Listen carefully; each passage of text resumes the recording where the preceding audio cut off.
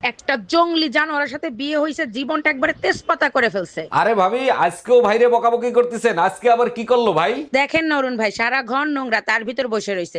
এর থেকে তো কুত্তাও ভালো, নিজের জায়গায় পরিষ্কার করে তারপরে তো বসে। তাইলে এইটা তো প্রমাণিত হইলো আমার ভাই আর যাই হোক কুত্তা না।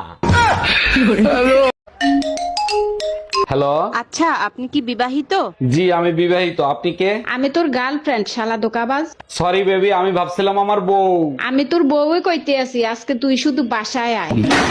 জানেন অরুণদা, আজকে মামুনের জন্মদিন। ও বলছে ও আমাকে ডেটিং এ নিয়ে যাবে। ডেট করতে যাবি ভালো কথা, হেলমেট সাথে নিয়ে যাস। মামুন কিন্তু হেলমেট ব্যবহার করে না। অরুণদা, বাজে কথা বলেন না তো। আপনি শুধু বলেন ওরে কি গিফট দিলে ও বেশি খুশি হবে। মামুন তো আমার ভাই, ওরে হেলমেট ছাড়া গাড়ি চালাইতে দিলেই বেশি খুশি হবে।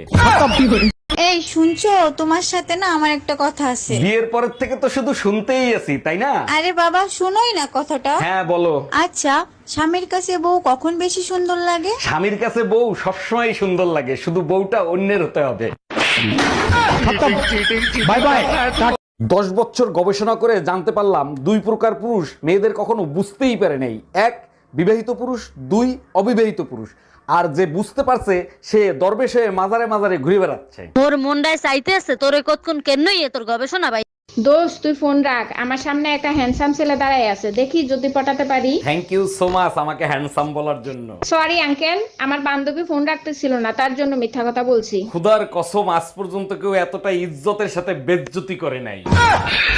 ও ভাবি, লিচু খাবেন? আমাদের গাছের লিচু অনেক মিষ্টি হয়। অরুণ ভাই, খাইতে তো ইচ্ছা করে, কিন্তু তার আগে বলেন আপনাদের কাছে কালা লিচুও হয় নাকি? এইসব কি বলেন, লিচু আবার কালা হয় নাকি? তা কালা লিচু কোথায় দেখলেন আপনি? আপনার কাছেই দেখছি, কালকে যখন আপনি লিচু পাড়তে উঠছেন তখন দেখি 2টা কালা লিচু ঝুলতেছে। বাসায় কেউ আছেন? এই গরিব ভিখারিকে কিছু দান করেন। আপনি তো একজন সুস্থ মানুষ, আপনি খয়রাত করেন কেন? আর আপনাকে খয়রাত দিলে আমার কি লাভ হবে? আপনার জন্য অনেক দোয়া করব, আপনার অনেক ধন সম্পত্তি হবে, বাড়ি হবে, গাড়ি হবে। তাইলে এক কাজ করেন, এই দোয়াই আপনি আপনার নিজের জন্য করেন।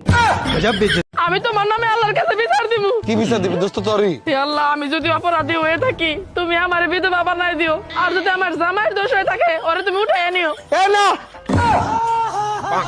দেখো, চোখ রাঙায় কথা বলবা না, তাহলে কিন্তু তার ফল ভালো হবে না। কি করবা? তালাক দিবা? তাও সাথে সম্পত্তি অর্ধেক নিয়ে যাব। সেই সুযোগ তুমি কোনোদিনও পাবা না। সম্পত্তি করছি বাপমার নামে, লোন করাইছি তোর নামে।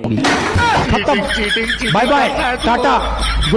দোস্ত, তোর ওইখান থেকে হাতটা একটু সরা, আমি একটু দেখবো। ছি, যাও তো, আমার বুঝি লজ্জা লাগে না? কিচ্ছু হবে না, তুই একটু সরা, অল্প একটু দেখবো। কি বলিস এগুলো? কেউ দেখে ফেললে মানিজ্য থাকবে না। তুই সরা, নইলে আমি পরীক্ষায় ফেল করবো।